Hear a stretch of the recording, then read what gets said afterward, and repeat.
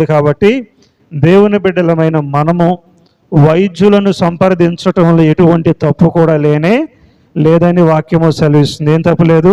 వైద్యాన్ని సంప్రదించటం, వైద్యాన్ని వాడుకోవటం ఎటువంటి తప్పు కాదు. కాబట్టి దేవుని యొక్క వాక్యం సెలవిస్తుంది. రాజైన హిజ్కియా భక్తుడు కూడా మరణకరమైన రోగంతో బాధపడుతున్నప్పుడు దేవుడైన యెహోవా అతనికి మరలా 15 సంవత్సరాల ఆయుష్ ఇచ్చినప్పుడు అతని పుండు మీద ఏం పెట్టారు?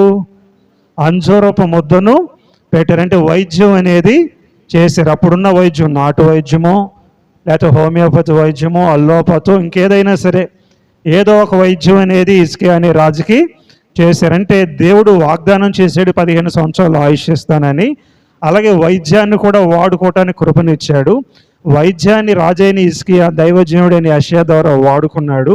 ఆ వైద్యాన్ని దేవుడు దీవించాడు. దేవుడు ఆ పుండుని ఏం చేశాడు? ఆ వైద్యము ద్వారా స్వస్థపరిచాడని వాక్యం సెలవిస్తుంది. హల్లెలూయా.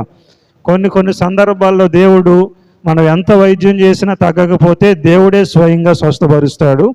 చాలా సందర్భాల్లో దేవుడైన యేసుక్రీస్తు మన వాడుతున్న మెడిసిన్ ద్వారా కూడా దేవుడు మనల్ని ఏం చేస్తాడు? స్వస్థపరుస్తాడు. మనం అనుకో పాత నిబంధన గ్రంథంలో ఆసా అనే రాజు ఉన్నాడు. ఆసా అనే రాజు యెహోషాపాతుకి తండ్రి. ఎవరికి తండ్రి? యెహోషాపాతుకి తండ్రి. ఆ యెహోషాపాతు అనే రాజు మంచి రాజు. అలాగే ఆసా రాజు కూడా మంచి రాజే. కానీ ఆఖరికి వచ్చేపాటికి తన పాదాల్లో ఏం కలిగిందంట? జబ్బు అనేది కలిగింది. అయితే దేవుని యొక్క వాక్యం సెలవిస్తుంది, అతడు దేవుని దగ్గర కొద్దిగా కూడా విచారణ చేయకుండా ఎవరిని పట్టుకున్నాడంట? వైద్యుల్ని మాత్రమే పట్టుకున్నాడంట. అంటే అక్కడ దేవుని యొక్క వాక్యం రాయబడింది. అంటే వైద్యులను పట్టుకోవటం తప్పు కాదు, వైద్యము వాడటము తప్పు కాదు, కానీ పూర్తిగా దేవుని విడిచిపెట్టేసి దాని మీదే ఆధారపడ్డాడు. కాబట్టి దేవుని యొక్క వాక్యం సెలవిస్తుంది మనము దేవుని మీద ఆధారపడాలి, అలాగే వైద్యాన్ని కూడా మనం వినియోగించుకోవాలని వాక్యం సెలవిస్తుంది. డాక్టర్స్ని ఇచ్చింది దేవుడే, మెడిసిన్ ఇచ్చింది దేవుడే. అన్నిటినీ మన కొరకు దేవుడు ఏం చేశాడు?